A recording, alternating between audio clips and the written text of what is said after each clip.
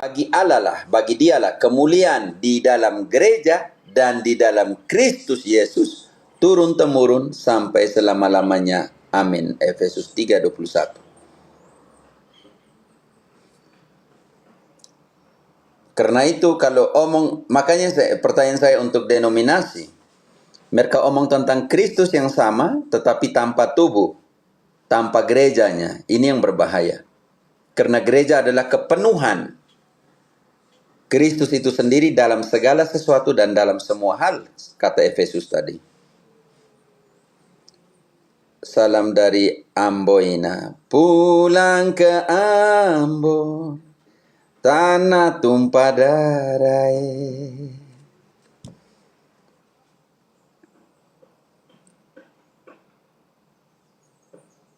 Oke, silakan type teman-teman. Ada sesuatu yang mau di-type, silakan. Ya, kalau ada pendeta yang mau dialog, silakan. Protestan yang mau dialog, yang tidak setuju, silakan. Kalau mau tema tentang gereja, mau tema tentang apa saja. Ada satu pepatah Spanyol, Kolombia mengatakan, yo bailo depende lo que toca. Artinya, saya akan menari sesuai dengan alat musik yang kamu mainkan. Maksudnya kalau mau tema itu, saya ikut temamu. Kalau mau omong tentang gereja, silakan. Mau omong tentang persepuluhan, silakan. Omong tentang keselamatan, silakan. Omong tentang ekaristi, silakan. Omong tentang pembaptisan, silakan. Saya menari sesuai dengan yang alat musik yang kamu mainkan. Maksudnya bagus.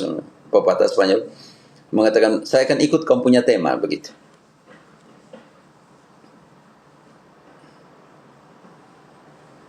Dasar kristologi. Ya, kita harus bongkar semua Injil. Kristus itu apa? Sabda menjadi manusia. Begitu, proses perjalanan. Kristologi itu panjang ya. Dari segi apa? Kristologi dalam Matius, kristologi dalam Lukas, kristologi dalam Yohanes. Itu penting sekali. Yohanes dan saudaranya Yakobus. Dua orang ini, kalau kita temukan dalam Lukas 5 ayat 10, dua kakak beradik ini, itu dinamakan anak-anak petir, anak-anak guntur. Karena mereka punya kelakuan itu keras, sifatnya keras sekali. Keras, Yohanes dan Yakobus keras. Bayangkan mereka bilang, turunkan api saja. Nah, bakar semua ini karena mereka tidak taat. Iya, Yohanes dan Yakobus itu keras. Dan mereka mau tempat pertama dalam kerajaan Allah. Kalau kita lihat di Matius 20 selanjutnya itu. Atas permintaan mamanya. Dan Injil Matius yang omong tentang cinta. Lalu kita analisa kenapa Injil Yohanes itu dianggap bukan dianggap di dalam daftar para rasul itu Yohanes dan Yakobus itu anak-anak guntur, anak-anak petir, Boanerges. Artinya karakternya keras, sifatnya keras, tidak mau kalah dan semuanya. Tetapi Injil yang omong tentang cinta itu Injil Yohanes, kasihilah itu Injil Yohanes loh. Dan hebat banget Injil Yohanes. Lalu sekarang kita analisa, oh ternyata ada seorang ibu yang mengasihi Yohanes, murid terkasih itu. Siapakah itu? Dan Yohanes menempatkan Maria dalam dua posisi penting. Injil Yohanes menempatkan Maria di dalam perkawinan di Kana dan di dalam peristiwa salib. Perkawinan di Kana di mana para rasul menjadi percaya kepada Yesus, dan peristiwa salib di mana Yesus menyerahkan ibunya kepada Yohanes. Dua dinamika penting sekali dalam kehidupan Yohanes tentang Maria.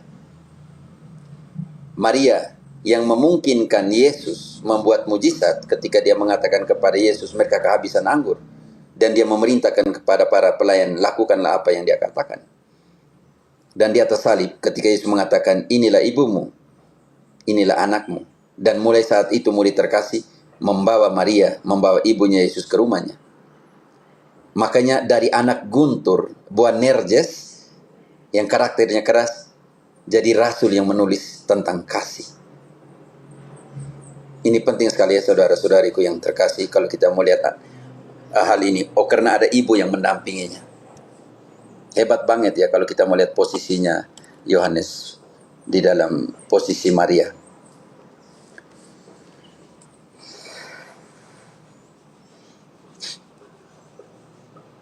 Silakan type di bawah. Franz Ara, ini pastikan orang-orang nih nama-nama begini. Sambal ulek, salve. Kalian punya nama ini macam restoran semua yang ada sambal ulek, ada lontong, ada bakso, ada yang dia pun nama TikTok restoran seperti saya, kafe kopi seperti itu. Oke, Santa Pois. Ada yang Joanna, engkau ganti lagi kau nama jadi bengkel. Bengkel atau ini toko bangunan, pasir, batu, semen, begitu. Cinta kasih. Bu Joanna mau naik silakan. Oh ya, belum. Mau naik kah Om Blue Gutuk? Kalau mau naik silakan. Butuh lektor, saya butuh lektor, ada lektor di sini silakan naik. Marcel, Bruder kau naik dulu. Bruder ada di sini, Bruder Sulama tidak naik supaya bantu baca dulu. Saya nyaman Romo. Oh ya, kau nanti kedokteran kalau itu psikolog. Jadi Joanna dia punya room nantinya saya nyaman.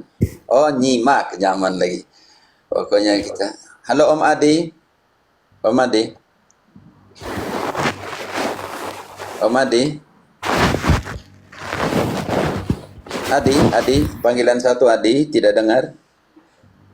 Halo, Adi. Om Adi. Maaf ya Om Adi. Tidak, oh ya. Oke. Andi Suteja. Wahyu 3:14. Ya Hendy, sebentar saya. Salam ya. Itu untuk gereja Laodikia. Dia punya harus baca sampai dengan 21. Itu situasi gereja yang namanya relativisme. Tidak panas, tidak dingin. Oke. Nanti belum engkau ketika tulislah kepada malaikat di Laodikia, Yesus suruh. Nanti 15 kita temukan tidak panas, tidak dingin. Karena engkau tidak panas, tidak dingin, maka saya akan memuntahkan engkau. Ini yang kita omong tentang situasi gereja yang relatif umatnya. Bilang, semua sama saja. Mau Protestan, kayak mau Hindu, kayak semua sama saja. Padahal dia Katolik. Yesus sama saja. Begitu, semua sama. Ini yang situasi Laodikia, oke? Pada saat itu dan sampai saat sekarang. Justru sekarang kita lihat relativisme itu banyak sekali. Jadi untuk mereka yang di ayat harus dibaca sampai 21. Di ayat 19 itu sangat jelas dikatakan, nanti bisa untuk bisa baca. Di situ dikatakan, yang kukasihi kutegur dan kuhajar, berbaliklah hatimu dan bertobatlah. Ayat 20, aku ada di depan pintu dan mengetuk. Jika ada yang mendengarkannya, ia membukakan pintu bagiku dan aku akan bersukacita, berpesta bersama dengan dia. Jadi panggilan untuk semua yang masih relatif, yang relativisme, yang semua sama saja. Jangan lupa baca Wahyu 3 ayat 14 sampai dengan 21. Bisa mengerti saudaraku? Belum kutuk, jadi engkau tidak bisa baca hanya ayat 14. Ayat 14 mengatakan, tulislah kepada malaikat di Laodikia. Oke? Harus baca isinya sampai di bawah.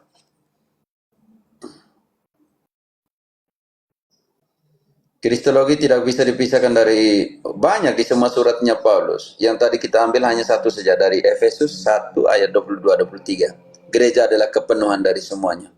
Atau dalam Kolose 1:18, dia adalah kepala tubuh yaitu gereja. Dan gereja didirikan di atas dasar para rasul, para nabi dan Kristus sebagai batu penjuru.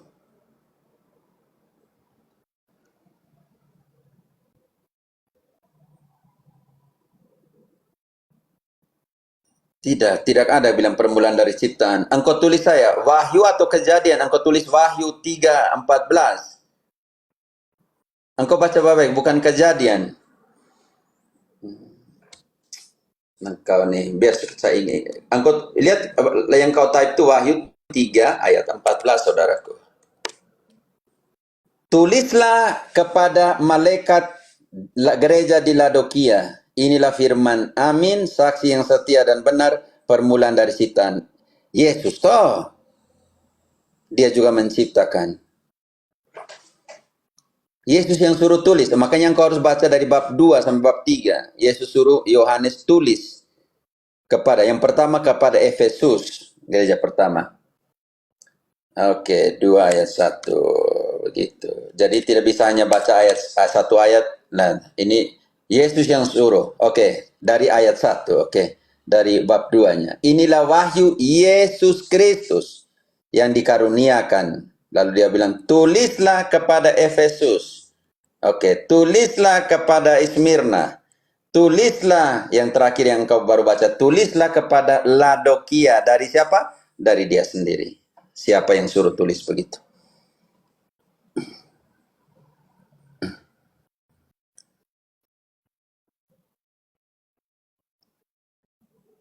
Oke, saya mau bantu kau. Dan tulislah kepada malaikat dari gereja di Laodikia. Inilah firman dari amin. Amin. Amin. A besar toh? Amin. Saksi yang setia dan benar, permulaan dari ciptaan.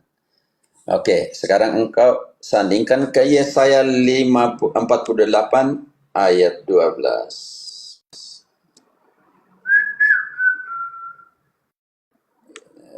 Lektor belum naik ya, lektor. Yesaya 48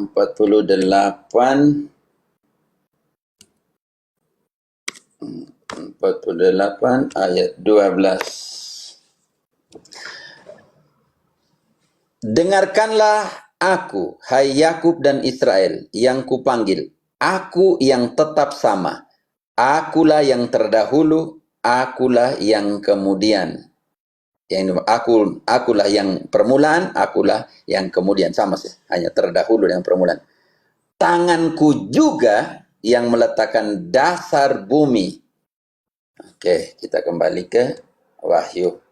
Dan tulislah kepada gereja di Laodikia, inilah firman dari amin, saksi yang setia dan benar, permulaan dari ciptaan.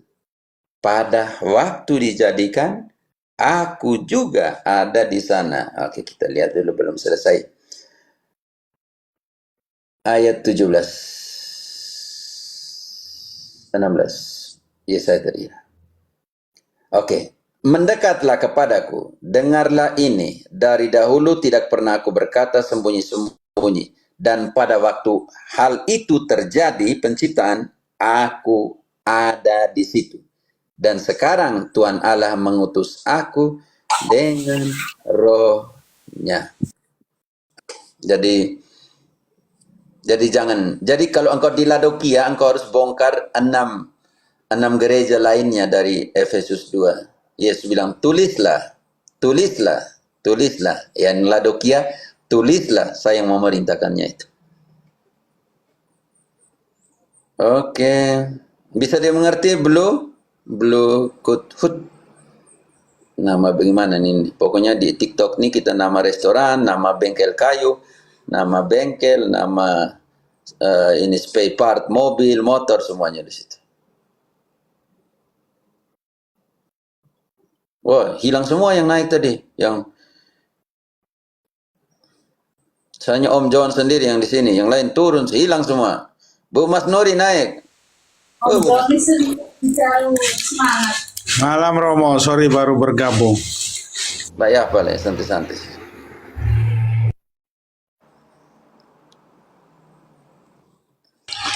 Oh ya Romo, yang terkait itu siapa ya, pendeta kemarin yang ngomong itu, saya tertawa itu.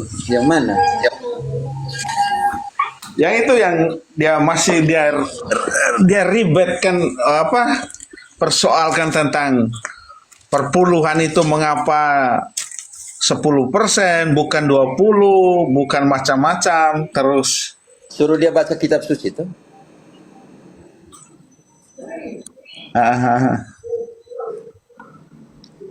Oke, salam terus dulu untuk Marca 21.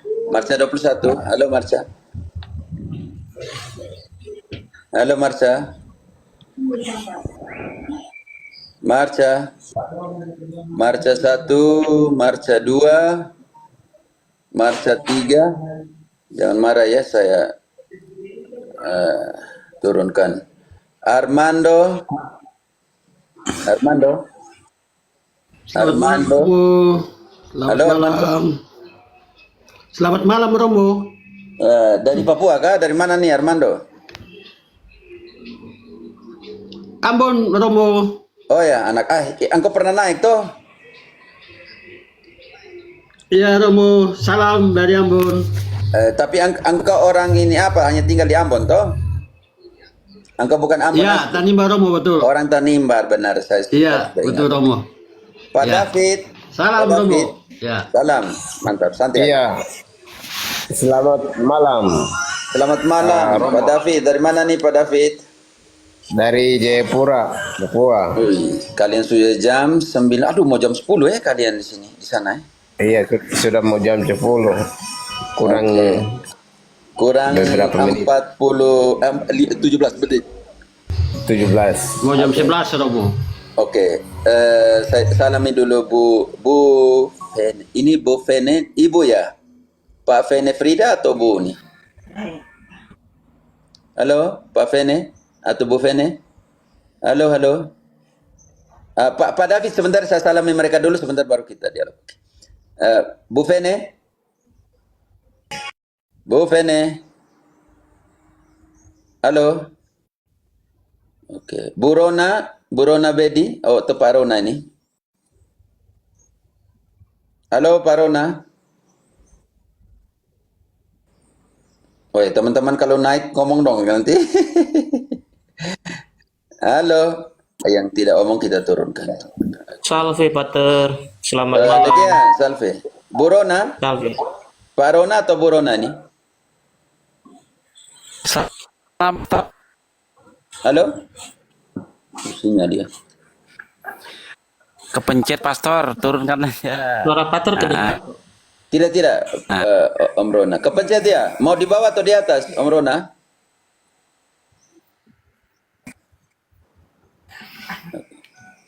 Oke, turunkan saja. Oke. Maaf. Oke, ya. Om David, ya, salam. Om David, Iya. atau pendeta atau bagaimana? Atau Bapak bagaimana? Katolik atau Protestan atau bagaimana nih, Pak? Katolik Romo. Oke, mantap. Oke, salve. Saya kira Bapak ini lihat Salve. begini, lihat seram begini seperti ini pasti Bapak pendeta ini pasti seram.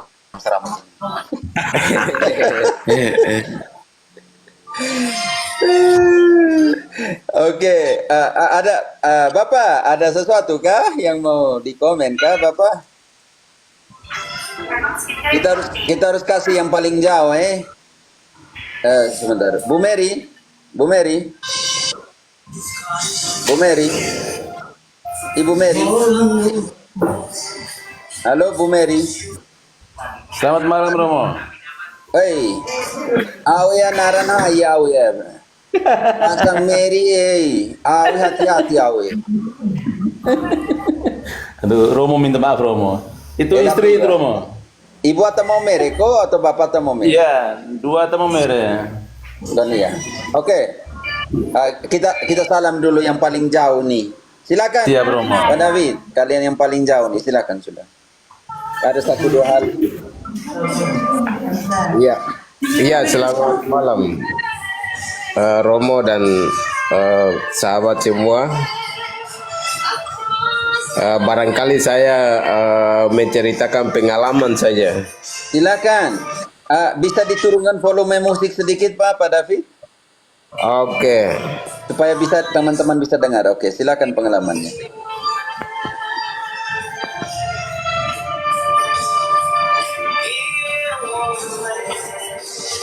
Sudah bisa? Masih keras, Pak. Oke. Turunin sedikit volumenya. Oke, silakan, Pak.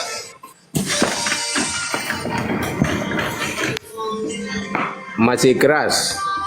Bisa didengar. Silakan, Pak.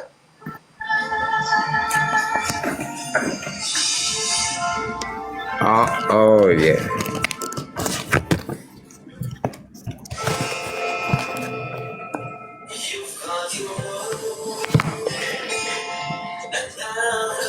Sudah bisa atau masih? Masih, tapi tidak apa, bisa didengar, santai.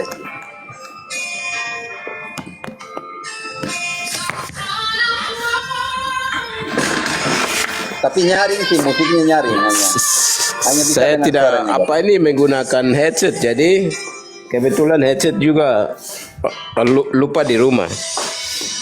Jelas kok. Enggak apa-apa. Bisa Lanjut dengar, aja, Pak. bisa dengar, Pak. Bagaimana? Bisa didengar, silakan. Om David, Pak David. Oke, baik.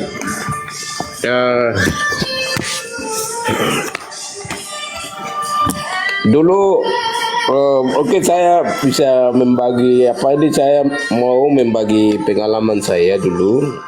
Silakan. Iya,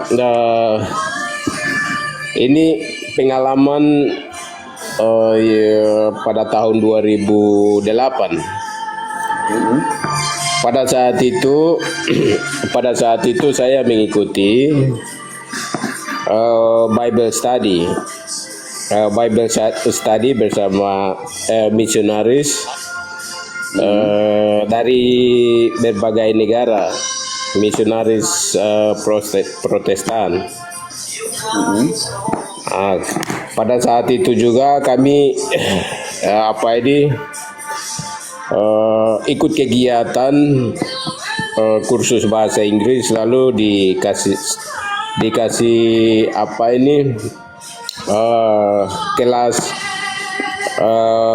kelas Bible study begitu.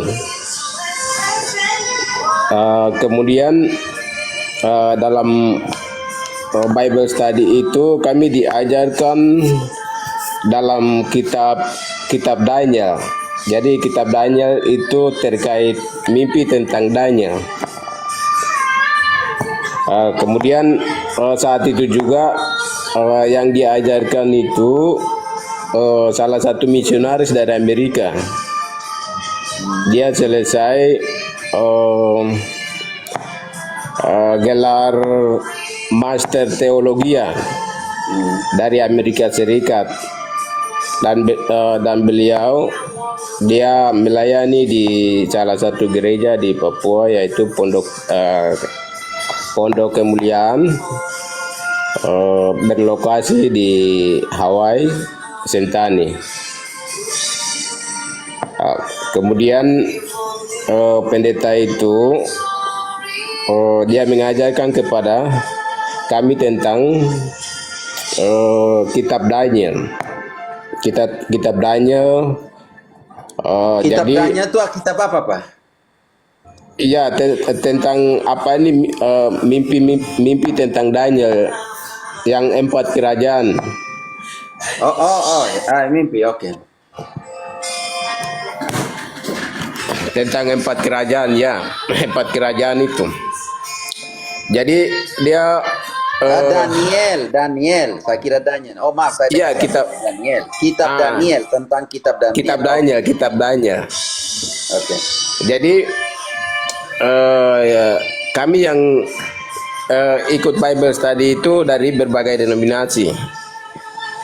Dari berbagai denominasi, saya sendiri Katolik, yang lain tuh teman-teman dari Protestan.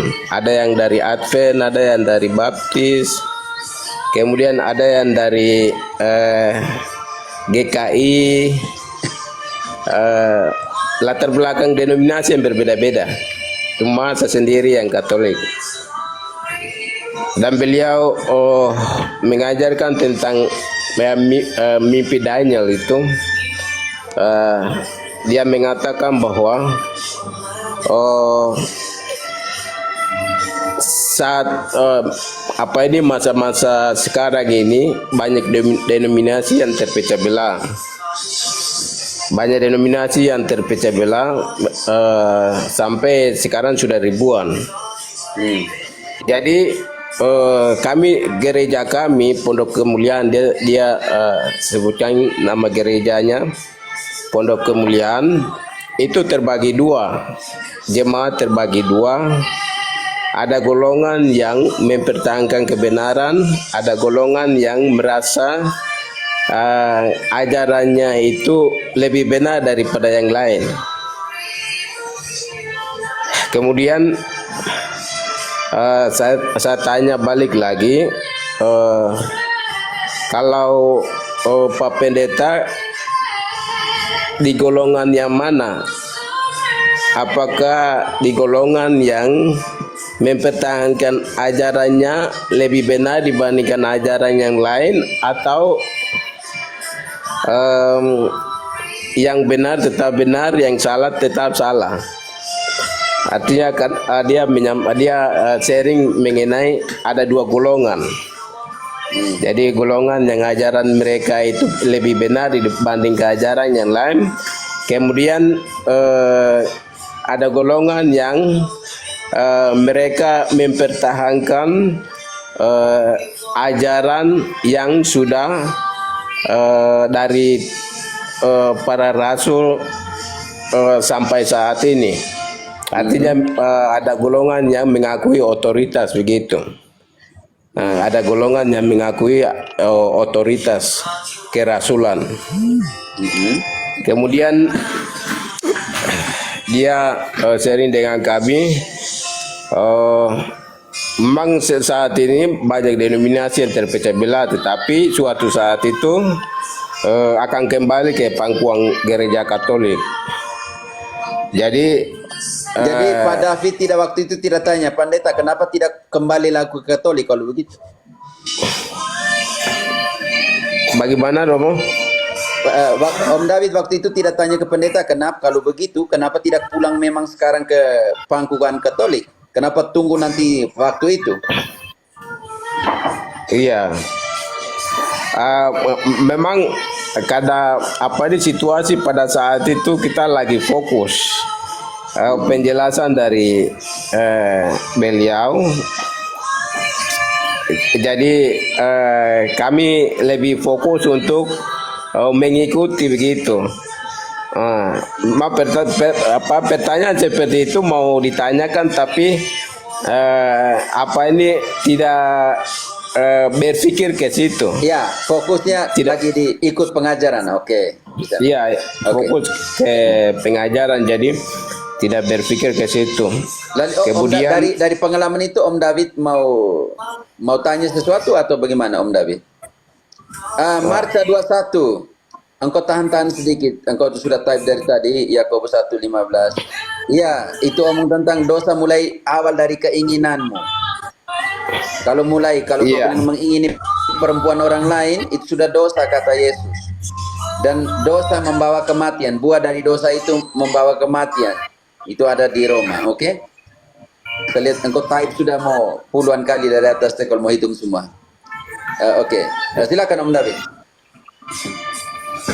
Iya, saya selesaikan dulu sedikit waktu.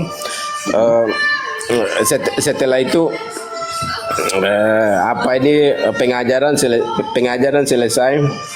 Jadi sebagai kesimpulan yang dia ambil itu, nanti suatu saat itu akan mengaku bahwa Yesus sebagai juru selamat.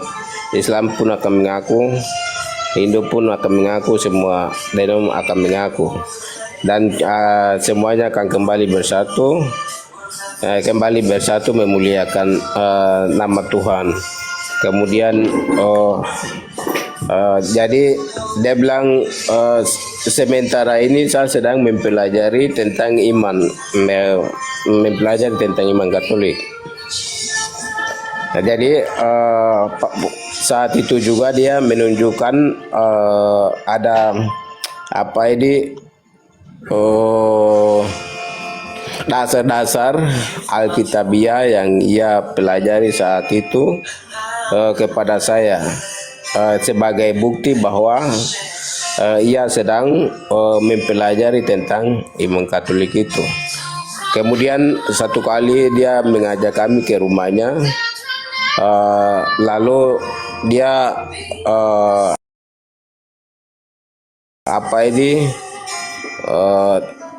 di rumahnya itu pas pada masa Advent, jadi dia lakukan cara yang sama seperti yang dilakukan Katolik. Di situ dia taruh lilin 4, kemudian dia hiasi Natal dengan patung-patung, kemudian lilin empat juga dia taruh. Kemudian di situ ada tabernakel yang dia buat juga. Ya, Om David bisa langsung ke fokusnya di mana nih? Maksudnya langsung ke mungkin orang seperti ini tanggapan kita atau maksudnya seperti apa? Kira-kira saya sudah mengerti. Iya. Oke, baik. Jadi banyak apa ini koma-koma Protestan ini memang Imitasi, mulai ikut-ikut begitu maksudnya begitu atau bagaimana?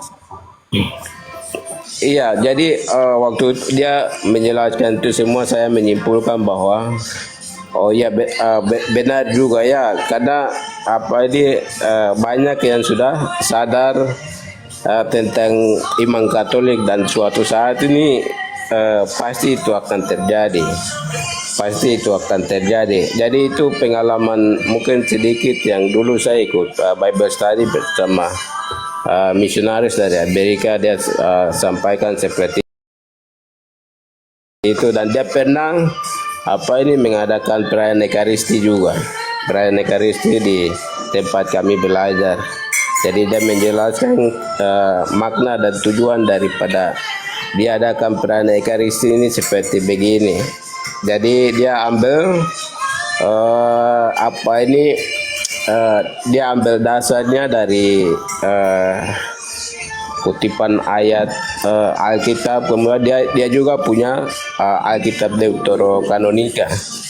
Dia juga punya Alkitab Deuterokanonika, dan saya meyakini bahwa suatu saat kalau dia kembali ke Amerika itu pasti akan kembali ke pangkuan Gereja Katolik. Iya, banyak itu. pendeta yang sudah pulang, Om David. Pendeta-pendeta terkenal yang sudah pulang kembali ke pangkuan Katolik. Untuk karena Jadi itu yang benar itu seperti apa? benar. Artinya itu bagi saya itu kesan yang memang menyentuh hati, dan pengalaman yang terkesan buat saya yang tidak bisa dilupakan. Dan itu Kemudian- menguatkan iman Katolikmu. Iya.